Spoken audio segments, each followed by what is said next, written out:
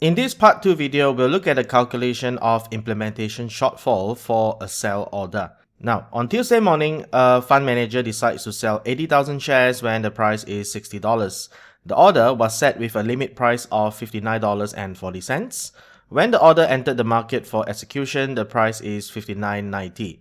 Commission is 3 cents per share. Now, the trade details are as follows. So 30,000 shares were sold at $59.70 and 40,000 shares were sold at $59.55. At the end of the day, the remaining order is cancelled and the closing price is $59.30. So in other words, 10,000 shares were left unfilled out of the 80,000 shares. So let's calculate the implementation shortfall in basis points. So to start off with, for implementation shortfall, okay, the same formula, we will take the paper return and we will minus the actual return. Okay, but you have to be careful here because this is a sell order. So when you calculate the paper return, okay, we will take 80,000. All right, and then we'll multiply by the closing price, okay, which is $59.30 minus $60, the decision price. Now, in this case, this is what we will do if this is a buy order. But given that this is a sell order, remember to include a negative sign, okay, in front of 80,000.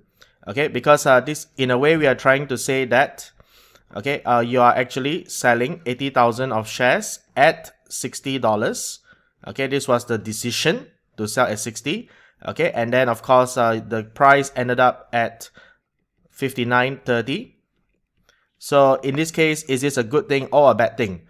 Okay, of course it's a good thing because you sold earlier. If you did not sell, then you would have hold this share until it dropped to $59.30. Okay, which then you would have in a way lost 70 cents because you did not sell when it was at 60. Okay, so that is why you will get 56,000 in this case. Okay, that is $56,000 positive return. Okay, on paper.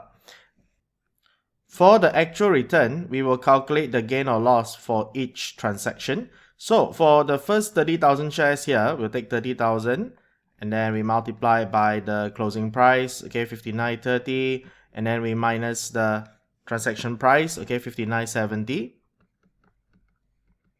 Okay, in this case, because it's a sell order, we include negative sign here. Okay, so we have a negative number multiplied by a negative difference, so that's a gain, a positive return here. Okay, again, because you sold it at a higher price, okay, than compared to the closing price at the end of the day. So that is a positive return.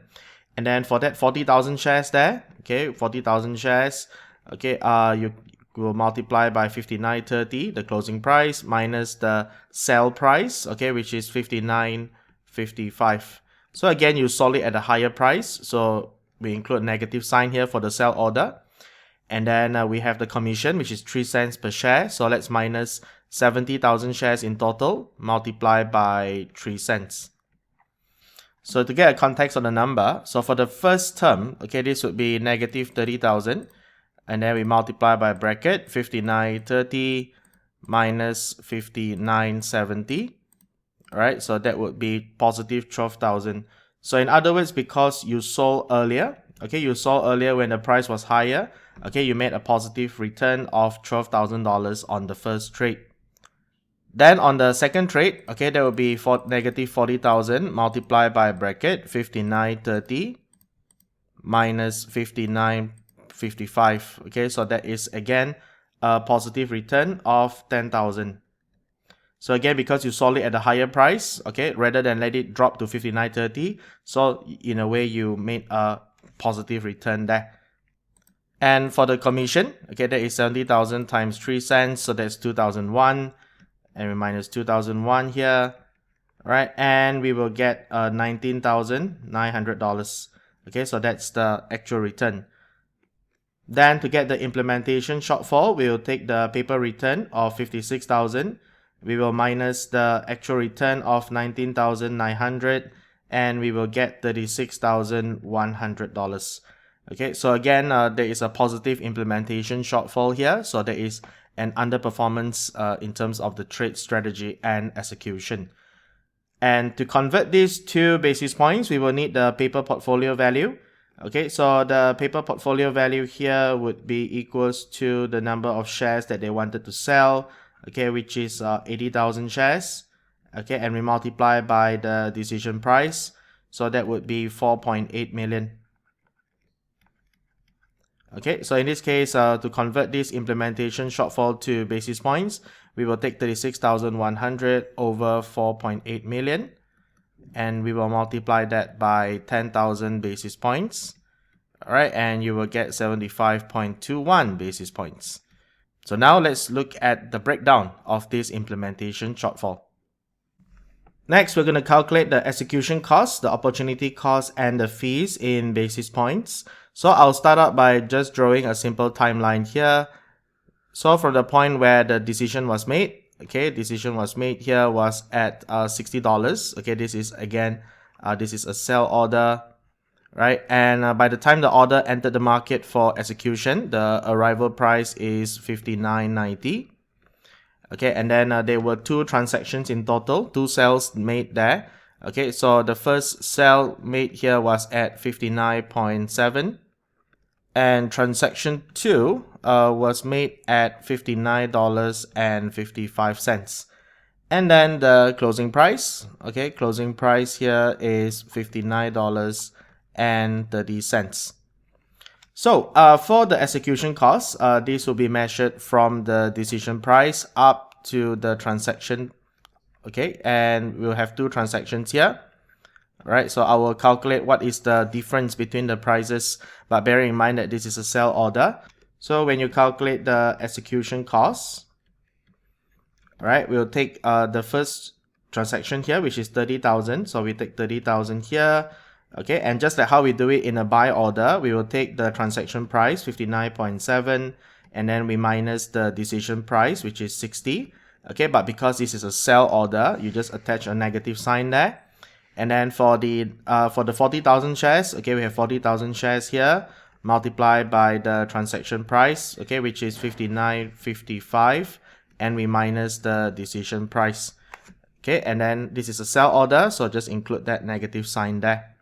So the paper portfolio value is 80,000 shares multiplied by $60, so that is 4.8 million.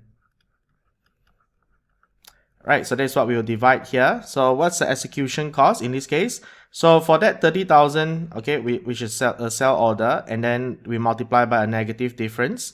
Okay, so you will get a positive number in this case. Okay, and then the same thing goes for the second trade. Okay, you have a negative 40,000 multiplied by a negative 45 cents. So there will also be a positive difference there.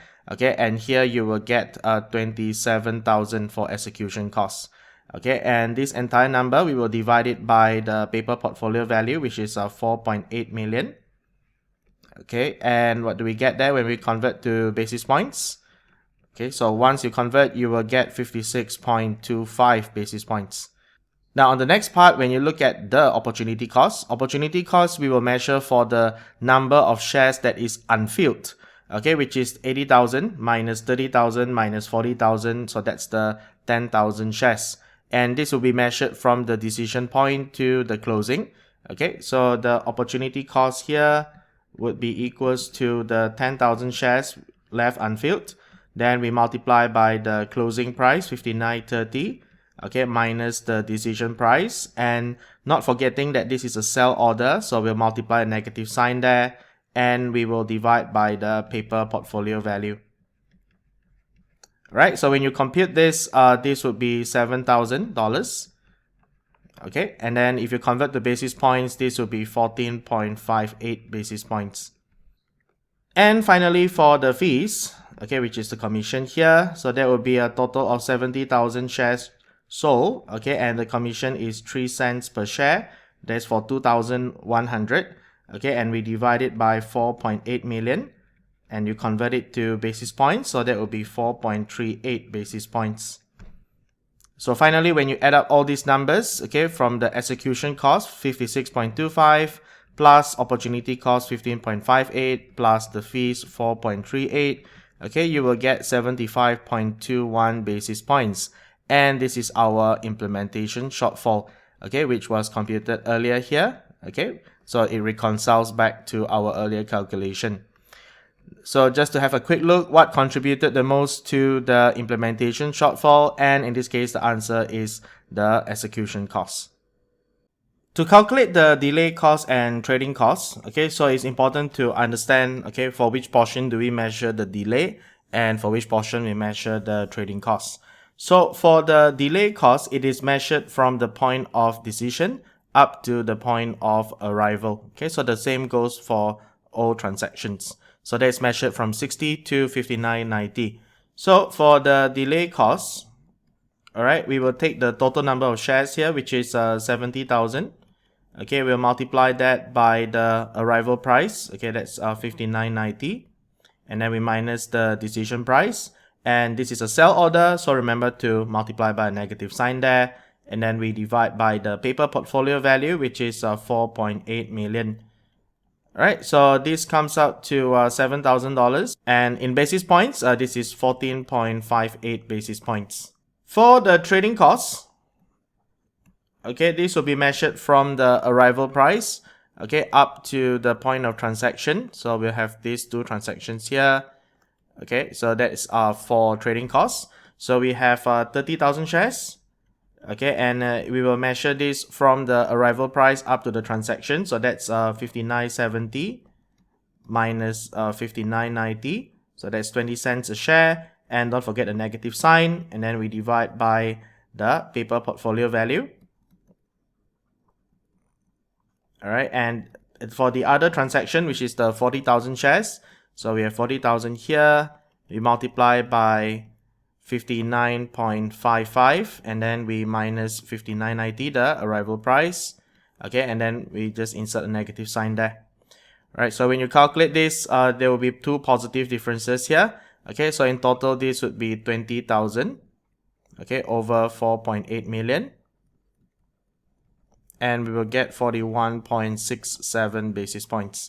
Okay, if you add up 14.58 plus 41.67 basis points, we will get 56.25 basis points, okay, which is the same as the execution cost that we obtained earlier. Okay, so just to show that it reconciles.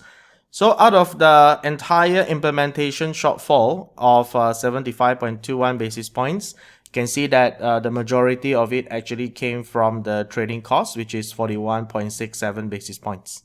So be careful with the calculation of implementation shortfall for sell orders. Okay, there's always that negative sign that you have to include there, but the rest would be the same as how we would do it for the buy order when you measure the differences in the prices. So of course, having the timeline would be a useful way to help you visualize, okay, how you will need to calculate those components.